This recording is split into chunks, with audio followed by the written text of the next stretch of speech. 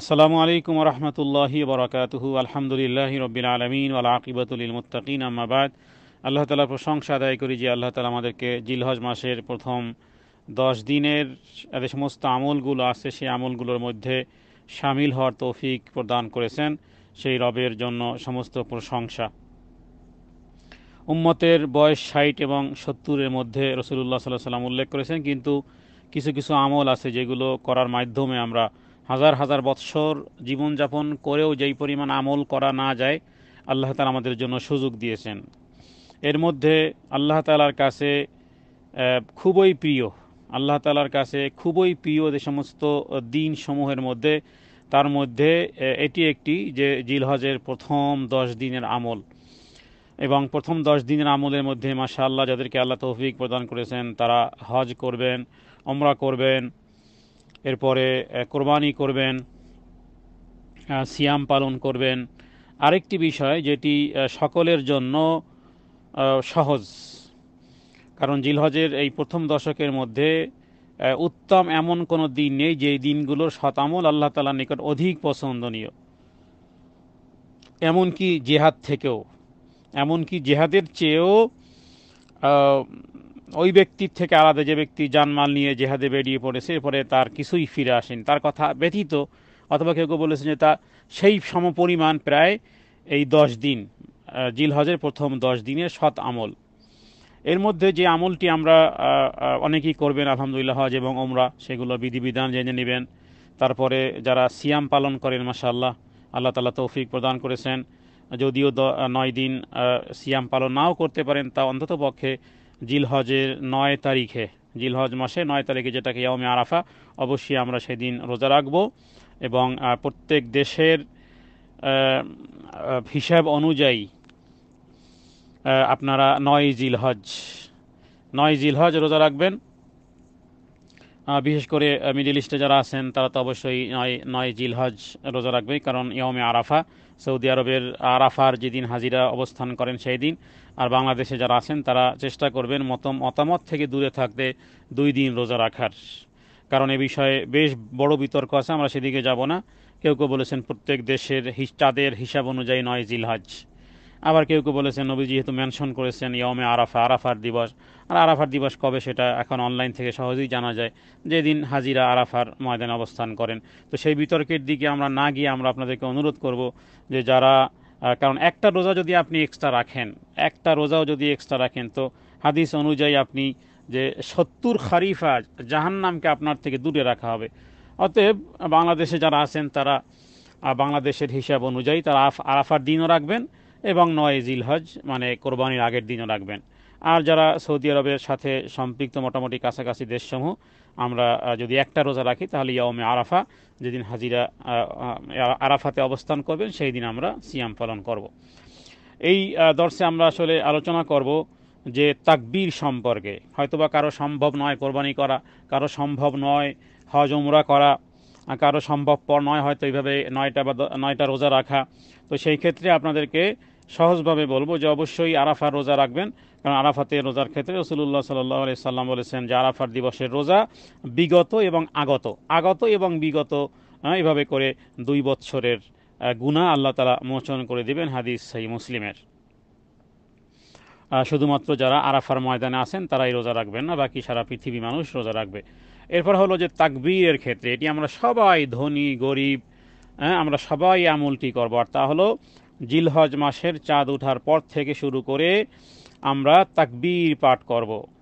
হাঁটতে বসতে চলতে ফিরতে, নারীরা তাদের যদি এমনকি ঋতুস্রাব হয় তবুও তারা, যখন তাদের উপরে সালাত নেই তখনও তারা উঠতে বসতে চলতে ফিরতে সব সময়, এমনকি বাজারে মসজিদের দিকে রাস্তায় চলতে ঘরে মধ্যে যতক্ষণ থাকেন চেষ্টা করবেন তাকবীর পাঠ করা। সেটি হলো, এটাকে বলা হয় আকসার মিনাত তাকবীর, মানে বেশি বেশি তাকবীর পাঠ করা। সুবহানাল্লাহ, মিডল ইস্টের রেডিওগুলোতে টিভিতে কিছুক্ষণ পর পরই এই তাকবীরগুলো পাঠ করা হয়। আল্লাহু আকবার, আল্লাহু আকবার, লা ইলাহা ইল্লাল্লাহ, আল্লাহু আকবার, আল্লাহু আকবার, ওয়ালিল্লাহিল হামদ। এটি হলো মানে আমভাবে অনির্দিষ্ট সময় এবং স্থান নির্ধারণ না করে বাড়ি ঘাট মসজিদ রাস্তা বাজারে বিভিন্ন জায়গাতে আমরা জিলহজ মাসের প্রথম দিন থেকে ঈদের দিন পর্যন্ত এই তাকবীর প্রত্যেক ব্যক্তি আপন আপন জায়গা থেকে চলতেই থাকবে।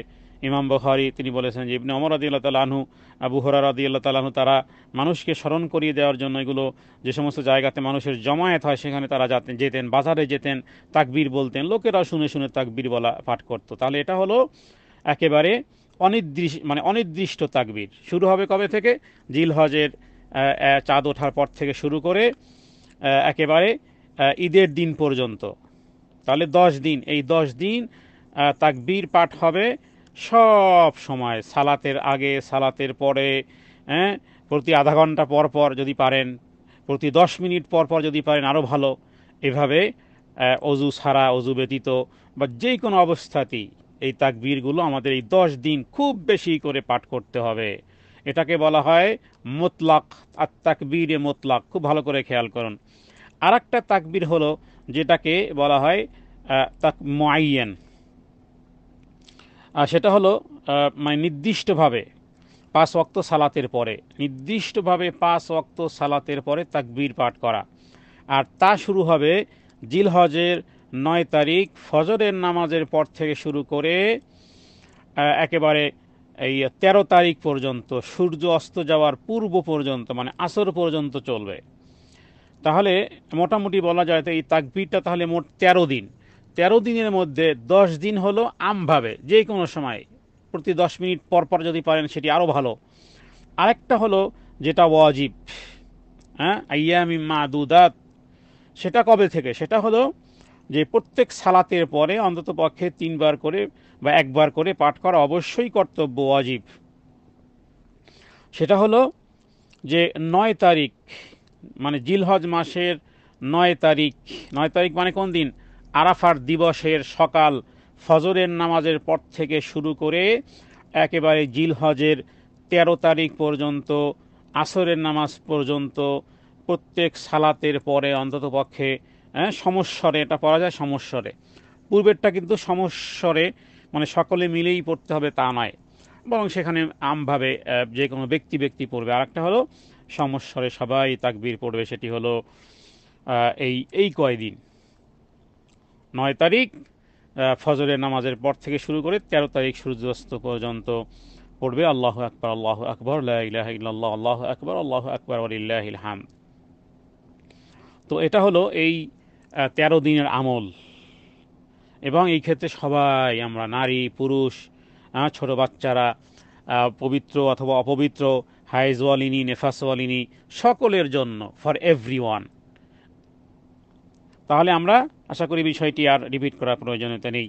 অতএব আর সেই সাথে সাথে ঈদের সালাতের দিন, ঈদের দিন, ঈদের পরের দিন, তারপরের দিন, যেগুলো আমরা সালাতের পরে পড়া, বাকি অন্য সময়েও পড়া যাবে।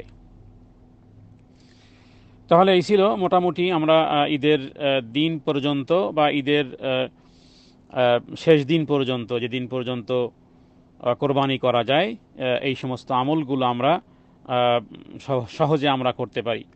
আর সেই সাথে সাথে আরেকটি বিষয়, যে আমরা আসলে শুধু কি তাকবীর ছাড়াও আমরা আসলে আর কি, তাহলে এই 10 দিনের মধ্যে আমরা আরও যে সমস্ত আমলগুলো করতে পারি, আর তা হলো আল্লাহ তাআলার যে সমস্ত শব্দগুলো আল্লাহ তাআলা খুব বেশি পছন্দ করেন। আহাব্বুল কালামি ইলাল্লাহি আরবা, সহিহ মুসলিমে বলা হয়েছে যে আল্লাহ তাআলার কাছে যে সমস্ত শব্দগুলো অধিক প্রিয়, তার মধ্যে একটা হলো সুবহানাল্লাহ, আলহামদুলিল্লাহ, লা ইলাহা ইল্লাল্লাহ, আল্লাহু আকবার। এই সমস্ত শব্দগুলো আল্লাহ তাআলার কাছে অধিক প্রিয়। অনুরূপভাবে সুবহানাল্লাহি ওয়া বিহামদিহি, সুবহানাল্লাহিল আযীম, অজস্র সংখ্যায় আমরা এটি পড়তে পারি। অনুরূপভাবে লা হাওলা ওয়ালা কুওয়াতা ইল্লা বিল্লাহ, যতবার মন চায় সারাদিন সারা রাত আপনি পড়তে পারবেন। অনুরূপভাবে আস্তাগফিরুল্লাহ ওয়া আতুবু ইলাইহি, যত খুশি তত।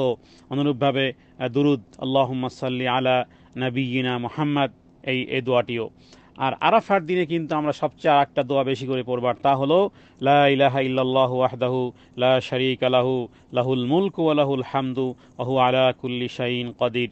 এটি আরাফার দিন বেশি বেশি করে, যেহেতু আরাফার দিন মানুষের গুনাহ মাফের দিন, লাইলাতুল কদর দ্বারা যেমন রাত রাত রাতসমূহ ধন্য, অনুরূপভাবে দিনের ফজিলত ও আরাফার দিনের কারণে দিনের ফজিলত ঠিক এইরকমভাবে। অতএব আরাফার দিন আমরা বেশি করে তওবা ইস্তেগফারের সাথে সাথে তাসবিহ তাহলিল সহ 5 ওয়াক্ত সালাত, ফরজ সালাত এবং সুন্নাত নফল সমূহ, এবং সেই সাথে সাথে তাসবিহ তাহলিল, আর সেই সাথে সাথে এই দোয়াটি যেটি এখন পড়লাম, লা ইলাহা ইল্লাল্লাহু ওয়াহদাহু লা শারীকা লাহু লাহুল মুলকু ওয়া লাহুল হামদু ওয়া আলা কুল্লি শাইইন কাদির। এই সমস্ত দোয়াগুলো, অথবা হাদিসে বা কোরআনে বর্ণিত যে সমস্ত দোয়াগুলো আপনি জানেন সেগুলো আমরা পড়তে পারি। দোয়া ইউনুস, যেমন লা ইলাহা ইল্লা আনতা সুবহানাকা ইন্নী কুনতু মিনাজ জালিমিন, এই সমস্ত দোয়াগুলো আমরা পড়ব। আর সেই সাথে সাথে যে বিষয়টি আবার বলবো যে 9 জিলহজ ফজর থেকে 13 জিলহজ আসর পর্যন্ত কিন্তু আমাদেরকে প্রত্যেক সালাতের পরে এই তাকবীরগুলো পাঠ করতে হবে। আল্লাহু আকবার, আল্লাহু আকবার, লা ইলাহা ইল্লাল্লাহ, আল্লাহু আকবার, ওয়ালিল্লাহিল হামদ। তাহলে জিলহজ মাসের এই প্রথম দশকের এই সমস্ত দিনগুলো আমরা আল্লাহর সন্তুষ্টির বিধান রেখে রাসূলুল্লাহ সাল্লাল্লাহু আলাইহি ওয়াসাল্লামের সুন্নাত অনুযায়ী সমস্ত আমলের মাধ্যমে এই 10 দিনের ফজিলত আমরা লাভ করতে পারবো ইনশাআল্লাহ বিইজনিল্লাহ।